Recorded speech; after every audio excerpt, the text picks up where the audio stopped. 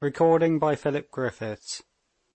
Anna Karenina by Leo Tolstoy. Translated by Constance Garnett. Book 6, Chapter 24. "Then there is all the more reason for you to legalize your position, if possible," said Dolly. "Yes, if possible," said Anna, speaking all at once in an utterly different tone, subdued and mournful. "Surely you don't mean a divorce is impossible? I was told your husband had consented to it." "Dolly, I don't want to talk about that." "Oh, we won't then," Darya Alexandrovna hastened to say, noticing the expression of suffering on Anna's face. "All I see is that you take too gloomy a view of things." "I? Not at all. I'm always bright and happy. You see, je fais de passion. Veslovsky?" "Yes, to tell you the truth, I don't like Veslovsky's tone," said Darya Alexandrovna, anxious to change the subject. "Oh, that's nonsense. It amuses Alexey, and that's all. But he's a boy, and quite under my control. You know I turn him as I please. It's just as it might be with your Grisha. Dolly," she suddenly changed the subject, "you say I take too gloomy a view of things. You can't understand. It's too awful. I try not to take any view of it at all." "But I think you ought to. You ought to do all you can." "But what can I do? Nothing.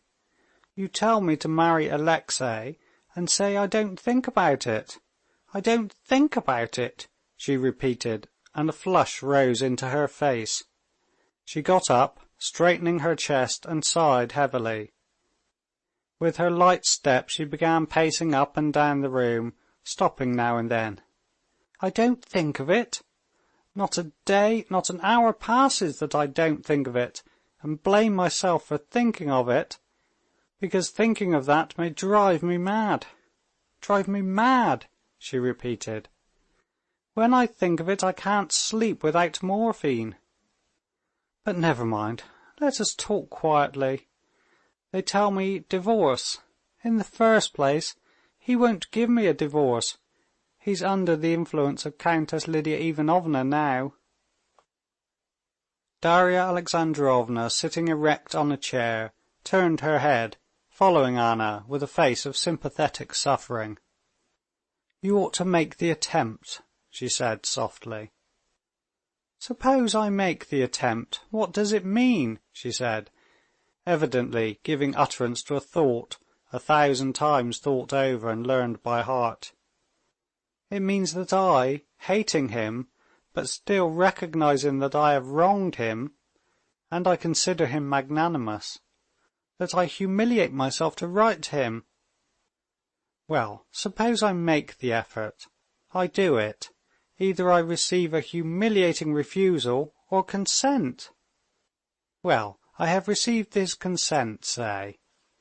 Anna was at that moment at the furthest end of the room, and she stopped there, doing something to the curtain at the window.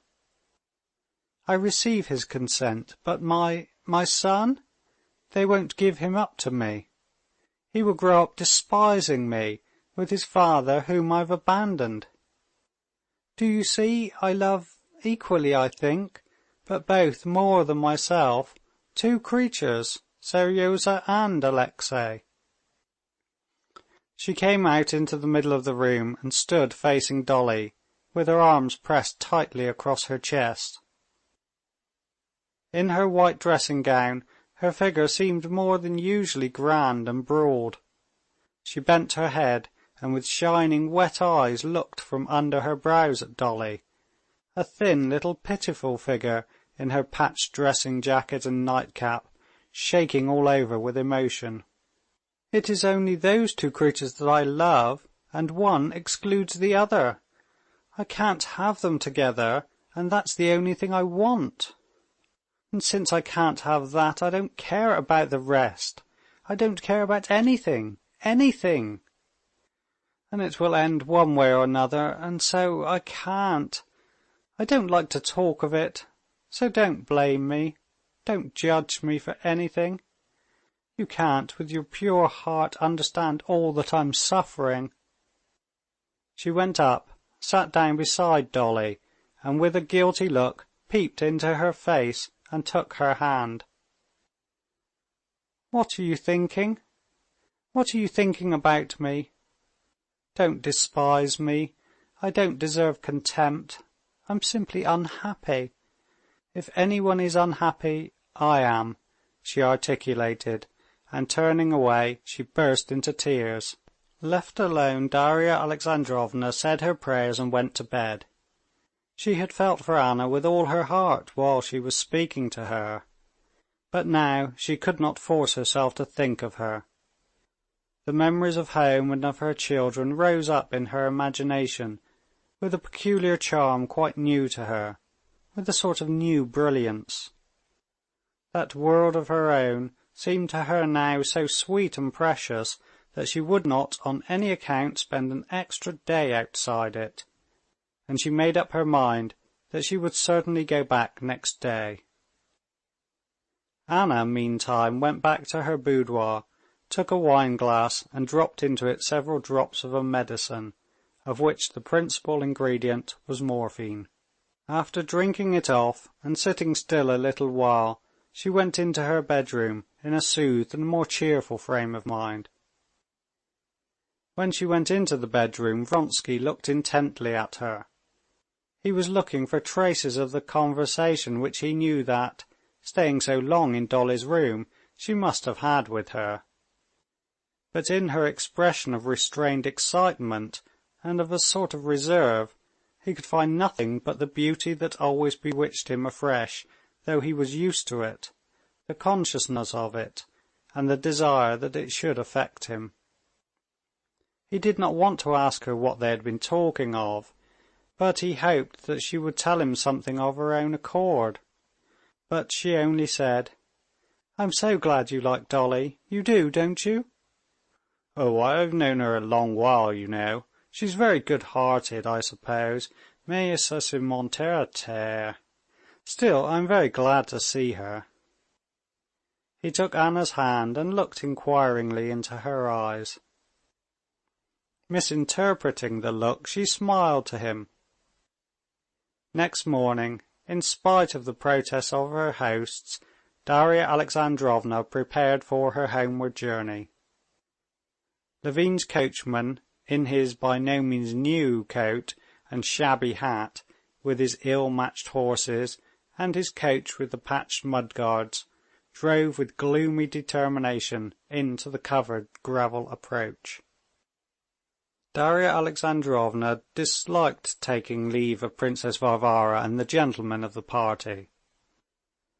After a day spent together, both she and her host were distinctly aware that they did not get on together, and that it was better for them not to meet. Only Anna was sad. She knew that now, from Dolly's departure, no one again would stir up within her soul the feelings that had been roused by their conversation. It hurt her to stir up these feelings, but yet she knew that that was the best part of her soul, and that that part of her soul would quickly be smothered in the life she was leading. As she drove out into the open country, Darya Alexandrovna had a delightful sense of relief, and she felt tempted to ask the two men how they had liked being at Vronsky's, when suddenly the coachman Philip expressed himself unasked. "Rolling in wealth they may be, but 3 pots of oats was all they gave us. Everything cleared up till there wasn't a grain left by cock-crow. What are 3 pots? A mere mouthful. And oats now down to 45 kopecks. At our place, no fear, all comers may have as much as they can eat." "The master's a screw," put in the counting-house clerk. "Well, did you like their horses?" asked Dolly. "The horses? There's no two opinions about them. And the food was good. But it seemed to me sort of dreary there, Darya Alexandrovna. I don't know what you thought," he said, turning his handsome, good-natured face to her. I thought so too. Well, shall we get home by evening?" We must." On reaching home and finding everyone entirely satisfactory and particularly charming, Darya Alexandrovna began with great liveliness, telling them how she had arrived, how warmly they had received her, of the luxury and good taste in which the Vronskys lived, and of their recreations, and she would not allow a word to be said against them. "One has to know Anna and Vronsky. I have got to know him better now, to see how nice they are and how touching," she said, speaking now with perfect sincerity, and forgetting the vague feeling of dissatisfaction and awkwardness she had experienced there. Chapter 24.